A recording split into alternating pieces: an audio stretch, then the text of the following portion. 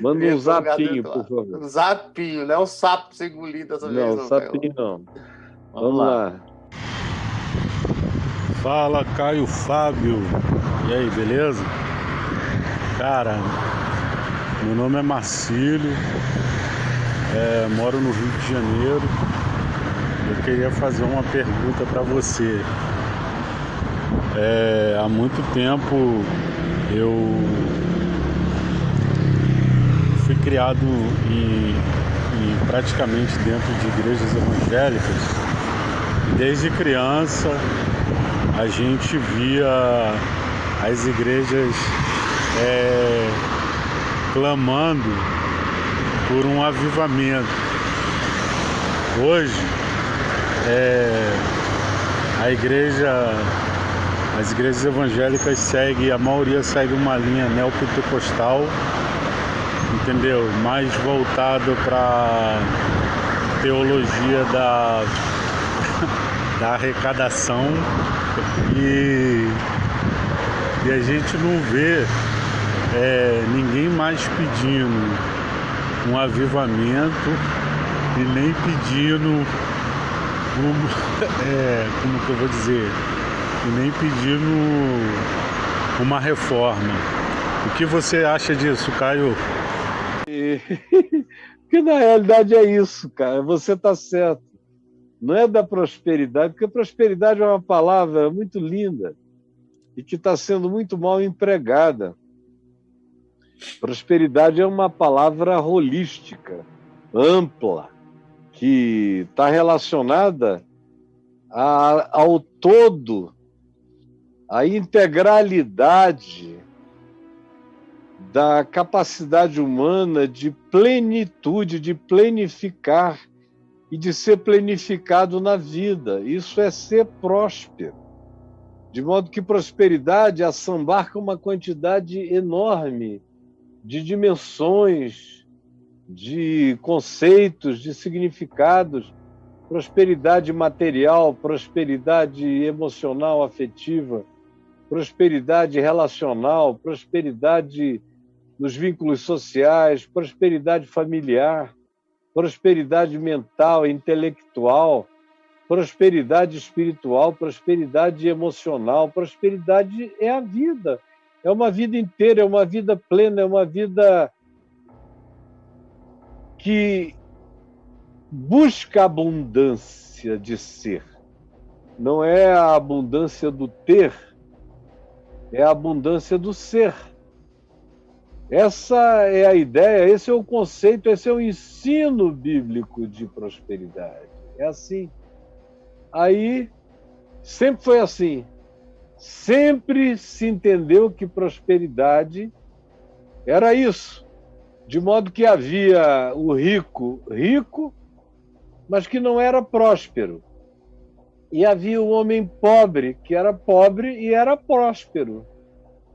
Havia o rico, que você tinha que dizer, ele é financeiramente próspero. Você tinha que designar a prosperidade dele. Você tinha que dizer, ele é patrimonialmente próspero. Era um cara que tinha muitas terras, bens, fazendas.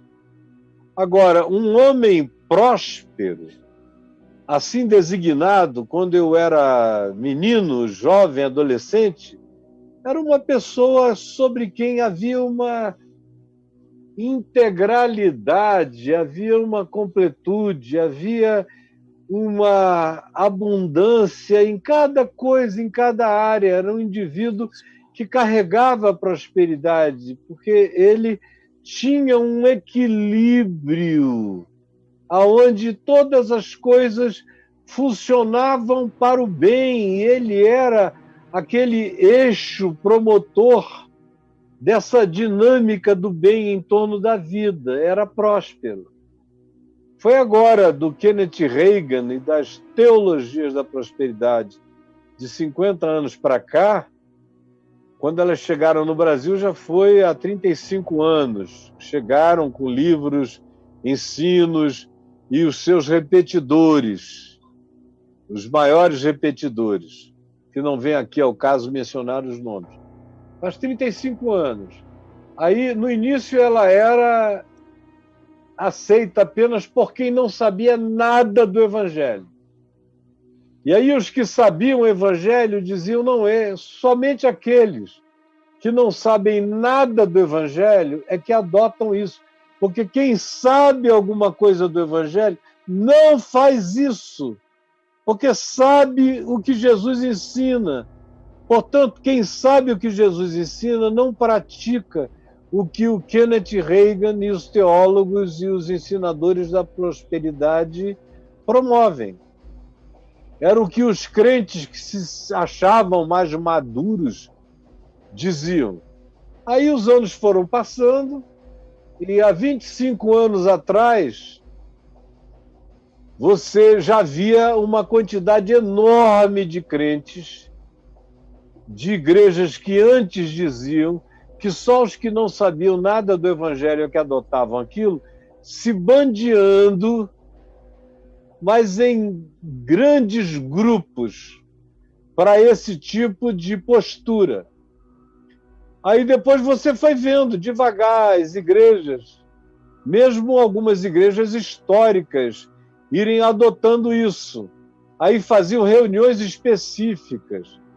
É a terça-feira da prosperidade, ou a quarta. E aí convidavam os empresários da igreja, os homens de negócio, os gerentes.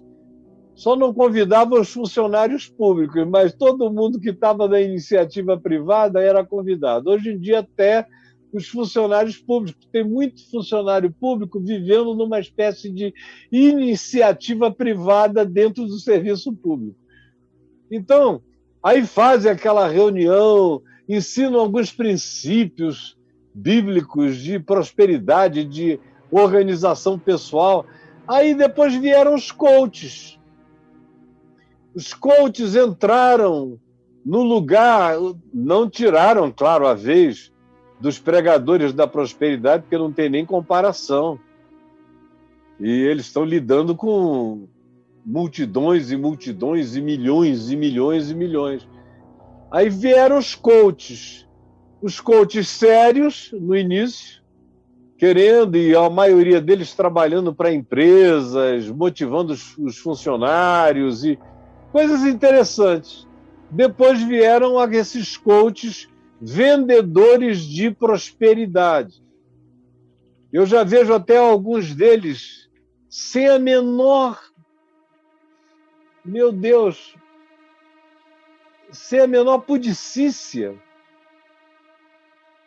botando o nome dos seus cursos, nomes de livros americanos da prosperidade de 40 anos atrás, tipo 10 passos para a prosperidade, os 7 princípios para a prosperidade, ou isso e aquilo, ou hábitos de pessoas prósperas.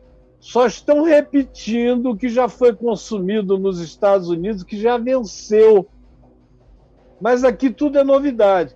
Então, os coaches entraram no lugar da teologia da prosperidade com a metodologia da prosperidade. Você vai numa igreja neopentecostal, você ouve falar sobre a teologia da prosperidade, o que você deve fazer para Deus te prosperar. A teologia deles é dinheiro, você tem que dar dinheiro, tem que frequentar o templo, tem que fazer parte das campanhas, não pode quebrar a campanha. Todas essas coisas que eu estou cansado de falar, e, meu Deus, eu estou falando nisso há 30 anos. Eu, pessoalmente, estou exausto. Já não tenho mais nem paciência de descrever os detalhes. Mas, pois bem, eles ensinam isso. Os coaches não estão ensinando uma teologia, eles estão ensinando metodologias da prosperidade. Então, eles ensinam primeiro os sentimentos que você tem que ter, o tipo de atitude. Primeiro o sentimento, depois a atitude, depois comportamento, depois as disciplinas, depois eles vão criando, inventando. Meu Deus, o céu é o limite. Enquanto você pagar, vai ter gente para inventar. E são agora as metodologias do enriquecimento e da prosperidade. E tem uns fazendo isso só em nome da metodologia e tem outros fazendo isso também em nome de Jesus. Começa em nome de Jesus, termina em nome de Jesus e no meio eles botam tudo que não tem nada a ver com o ensino de Jesus. Então é isso, filho. E ainda vai haver, os coaches serão vencidos pelos próximos, que eu não sei o que serão. Talvez venham a ser os mentalizadores de riqueza. Mentalizadores de riqueza.